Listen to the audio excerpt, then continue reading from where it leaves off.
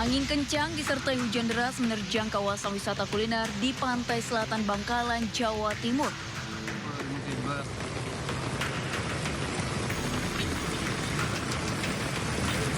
Para pekerja dan pemilik wisata pun hanya pasrah melihat kafe dan tempat penginapan mereka porak-poranda diamuk angin kencang. Akibat peristiwa ini, sejumlah bangunan semi permanen termasuk yang berada di dermaga Rindu roboh. Material bangunan kayu berserakan di tepi pantai. Pasca kejadian, warga berjibaku mengumpulkan material bangunan yang bisa diselamatkan. Tidak ada korban jiwa dalam peristiwa ini karena saat kejadian warga panik berlarian menyelamatkan diri. Ya, dengan cuaca dan angin yang begitu kencang, cuaca ekstrim, sehingga dengan angin yang kencang itu merobohkan sebagian besar pantai dermaga Rindu. Tapi nggak ada korban, Pak? Alhamdulillah tidak ada. Pihak BPBD mengimbau agar masyarakat lebih waspada menghadapi cuaca ekstrim hingga pergantian tahun nanti. Dari Bangkalan, Jawa Timur, Taufik Syahrawi, iNews melaporkan.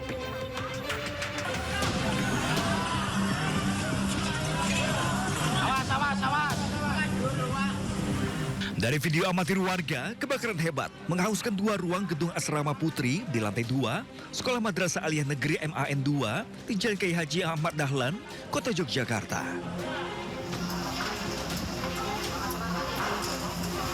Kebakaran membuat panik warga maupun siswa penghuni asrama.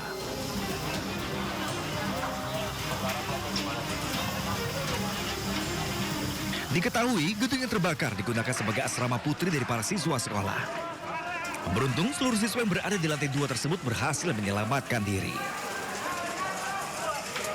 Dan memang ada beberapa siswa yang tidak pulang, kan kita sedang liburan ini ya.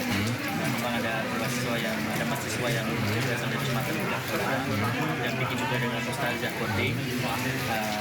Tetapi ketika kejadian, alhamdulillah anak-anak bisa terselamatkan karena di saat kejadian anak-anak itu kemudian bisa menyelamatkan diri dan kemudian lapor ke satpam untuk kemudian didatangkan petugas. Tidak butuh waktu lama, api segera padam setelah 4 unit mobil pemadam kebakaran dikerahkan. Kebakaran diduga karena hubungan pendek arus listrik dan masih dalam penyidikan aparat kepolisian. Dari Yogyakarta, Gudanto Farhan, iNews melaporkan. Kembali di Sido Malam, pemirsa, ribuan truk terjebak antrian penyeberangan di Pelabuhan Bandar Pakau Jaya, Bojonegara, Banten. Para sopir berharap adanya kebijakan penambahan kapal pada momen libur Natal dan Tahun Baru.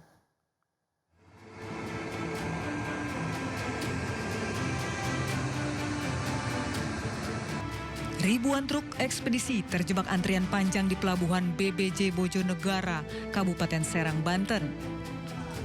Salah seorang sopir mengaku sudah 2 hari terjebak dalam antrian kapal. Antrian panjang terjadi lantaran jumlah kapal yang disediakan di pelabuhan sedikit, sementara jumlah truk yang menyeberang dari Pulau Jawa menuju Sumatera membludak. Tersendat berhari-hari. Tersendat katanya yang dari sana dibuang ke sini semua. Kalau di sini kapalnya terbatas, jadinya ngantri nungguin kapal yang dari Bako datang ke sini lagi. Ya mintanya tambahan kapal, Pak, biar sopir-sopir nggak pada sengsara. Para sopir berharap adanya penambahan kapal agar aktivitas penyeberangan tidak tersendat dan semakin merugikan para sopir. Dari Cilegon, Banten, Iskandar Nasution, iNews melaporkan. Pemirsa, PT KAI Daob 1 Jakarta mencatat tingginya minat masyarakat terhadap angkutan kereta api selama libur panjang Natal dan Tahun Baru. Mengantisipasi lonjakan penumpang, KAI Daob 1 Jakarta mengoperasikan 84 kereta api jarak jauh.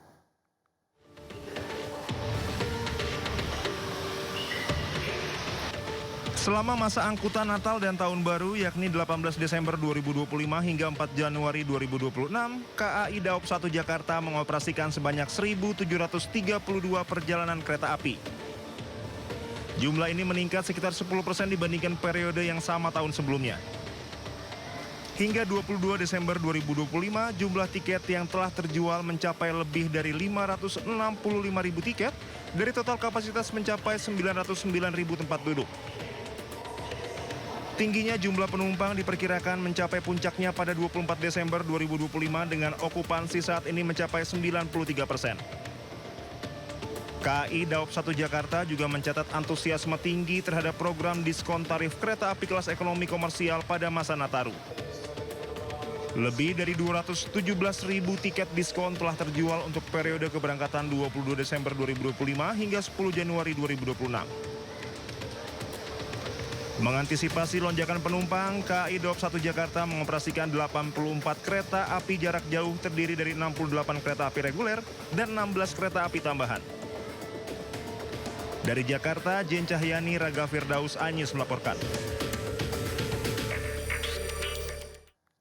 Jelang libur Natal dan Tahun Baru 2026, PT KAI menghadirkan diskon tiket kereta sebesar 30%. Program ini berlaku mulai 22 Desember 2025 hingga 10 Januari 2026. KAI menyiapkan lebih dari 1.500.000 tempat duduk untuk kereta ekonomi komersial. Hingga 21 Desember, tiket terjual mencapai 808.000 lebih atau 54% dari total kuota.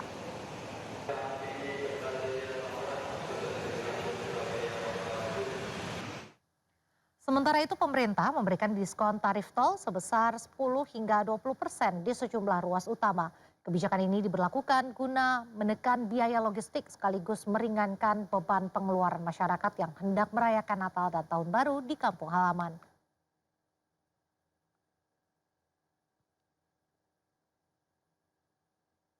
Informasi selanjutnya pemirsa, diguyur hujan deras, banjir lahar dingin Gunung Semeru kembali menerjang sejumlah jalur aliran lahar. Dan akibatnya seorang penambang pasir terjebak di tengah derasnya banjir setelah berusaha menyelamatkan genset dan peralatan tambang. Oh, Pak. Banjir gede, ya Allah. Ya Allah. Ismail, warga desa Bagok, Kecamatan Pasirian, Lumajang ini terjebak derasnya aliran banjir lahar hujan Gunung Semeru. Ia terjebak setelah berusaha menyelamatkan genset dan peralatan tambang miliknya. Beruntung, Ismail berhasil dievakuasi oleh penambang lain ke seberang sungai.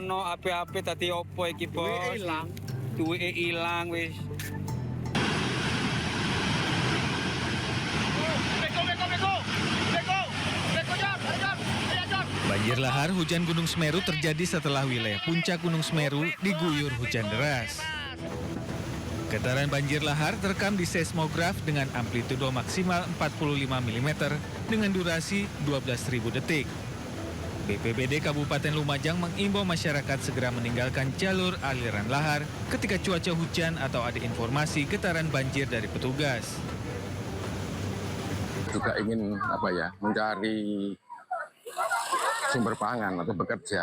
Jadi ketika ada peringatan dari kawan-kawan atas bahwa amplitudo maksimal itu sudah mencapai titik rawan, segera melakukan penyelamatan mandiri. Sementara itu hingga saat ini status Gunung Semeru masih berada di level 3 siaga. Berdasarkan rekomendasi PVMBG, masyarakat dilarang melakukan aktivitas apapun di radius 17 km di sepanjang jalur aliran lahar. Dari Lumajang, Jawa Timur, Yaya Nugroho, Anyus melaporkan.